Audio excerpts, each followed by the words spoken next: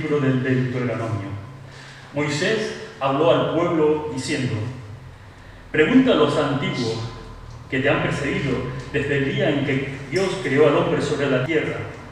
Pregunta desde un extremo al otro del cielo: ¿sucedió jamás algo tan grande como esto, o se oyó cosa semejante? ¿Escuchó algún pueblo como tú has escuchado la voz de Dios hablando desde el fuego y ha sobrevivido? ¿Intentó jamás algún Dios venir a escoger una nación entre las otras mediante pruebas, signos, prodigios y guerra, y con mano fuerte y brazo poderoso, con terribles portentos, como todo lo que hizo el Señor vuestro Dios con vosotros en Egipto ante vuestros ojos? Así pues, reconoced hoy y medita en tu corazón que el Señor es el único Dios, allá arriba en el cielo y aquí abajo en la tierra. No hay otro. Observa los mandatos y preceptos que yo te prescribo hoy, para que seas feliz, tú y tus hijos después de ti, y se prolonguen tus días en el suelo que el Señor tu Dios te da para siempre. Palabra de Dios. Dichoso el pueblo que el Señor se escogió como heredad. Dichoso el pueblo que el Señor se escogió como heredad. La palabra del Señor es sincera y todas sus acciones son leales. El alma, la justicia y el derecho, y su misericordia llena de la tierra. Dichoso el pueblo que el Señor se escogió como heredad.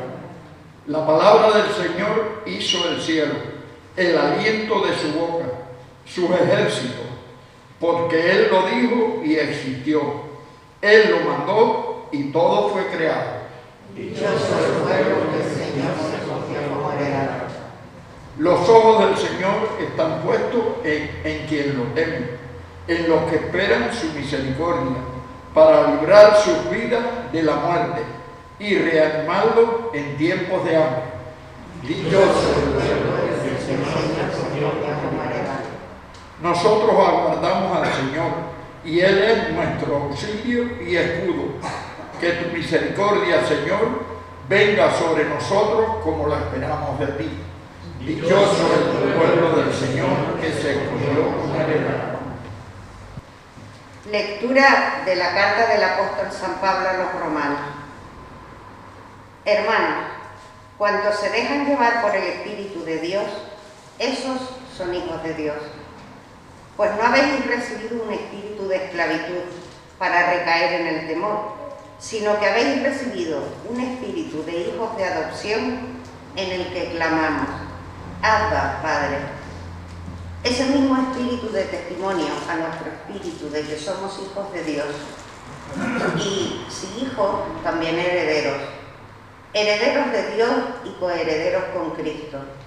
De modo que, si sufrimos con Él, seremos también glorificados con Él. Es palabra de Dios. Aleluya, aleluya, aleluya, aleluya. El Señor esté con ustedes. Con tu espíritu. Lectura del Santo Evangelio según San Mateo. En aquel tiempo los 11 discípulos se fueron a Galilea, al monte que Jesús les había indicado. Al verlo, ellos se postraron, pero algunos dudaron. Acercándose a ellos, Jesús les dijo: se me ha dado todo poder en el cielo y en la tierra. Vayan pues y hagan discípulos a todos los pueblos, bautizándolos en el nombre del Padre y del Hijo y del Espíritu Santo, enseñándoles a guardar todo lo que yo les he mandado. Y sepan que yo estoy con ustedes todos los días hasta el final de los tiempos. Palabra del Señor. Gloria a ti, Señor. Hoy, con gran alegría, la Iglesia Universal celebra la solemnidad de la Santísima Trinidad.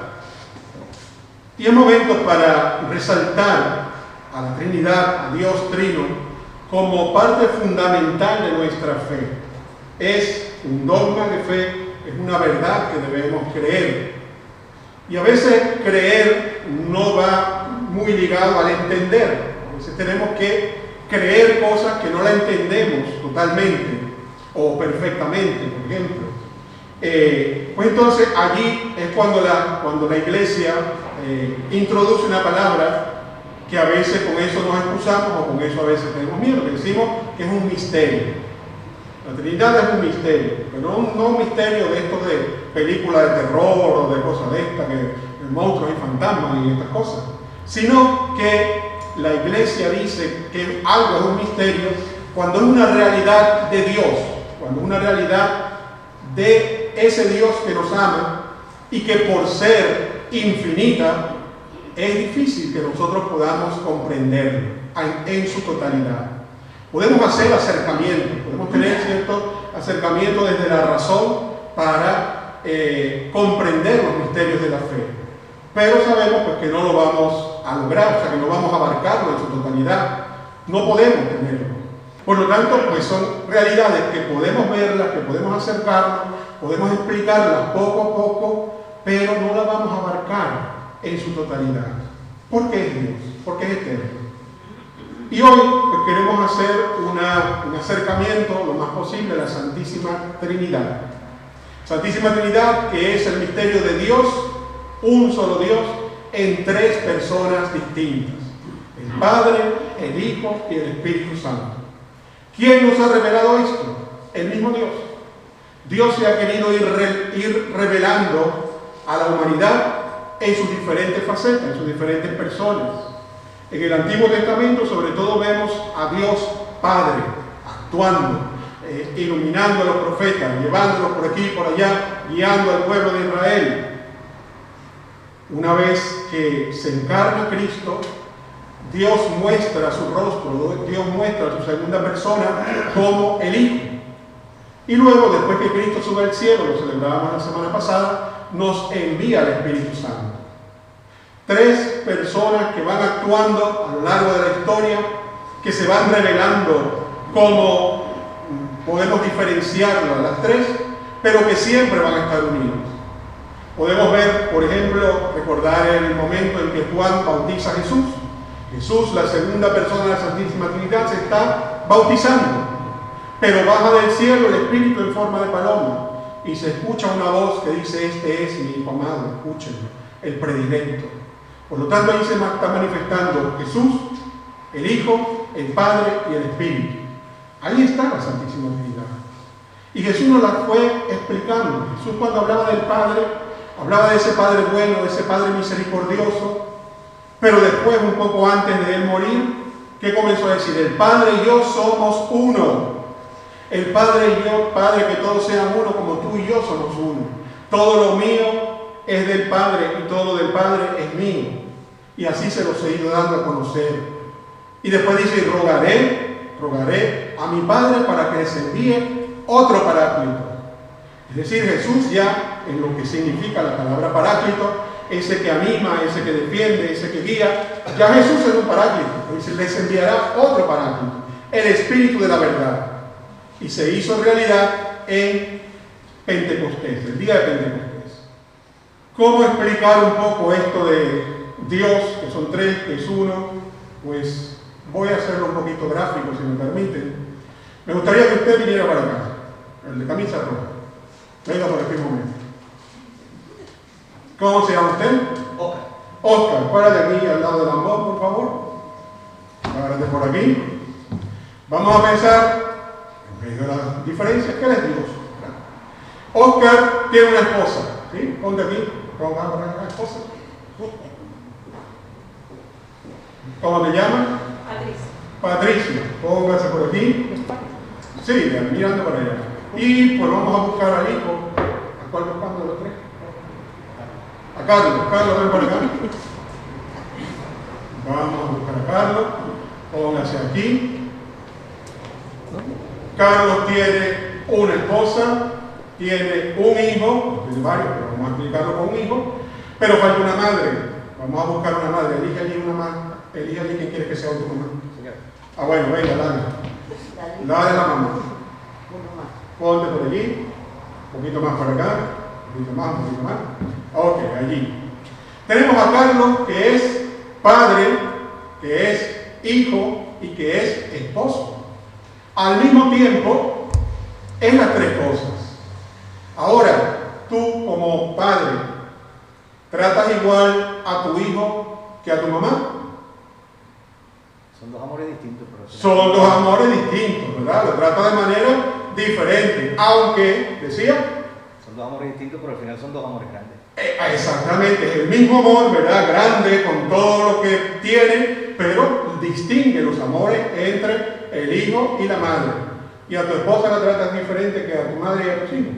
Un amor también grande. Un amor también grande, ¿verdad? Se trata de manera diferente. Quizás no te vas a dirigir a tu madre como te dirige a lo mejor a tu hijo. A tu hijo a lo mejor de vez en cuando se porta mal y hay que regañarlo, pues no vas a regañar a la madre, ¿no? Y a la esposa, pero mejor no hablemos de cómo se trata con la esposa. Pero fíjense cómo él, Carlos, una sola persona, puede distinguir entre el amor a la madre, el amor a la esposa y el amor al hijo. ¿Son tres Carlos diferentes? No, es un solo Carlos, pero que trata, que expresa su amor de tres formas diferentes. Así es Dios. Más o menos, es que no vamos a llegar nunca a explicarlo totalmente. Vamos a dar un aplauso a Dios y a su familia también.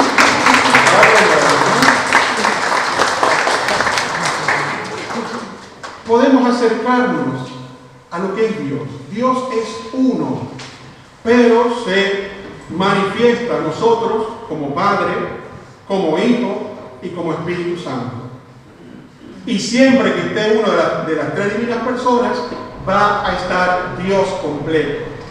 Carlos, cuando se presenta él solo, no es que se deja a un lado el amor a la esposa y deja a un lado el amor a los hijos, no. Ese amor va en él.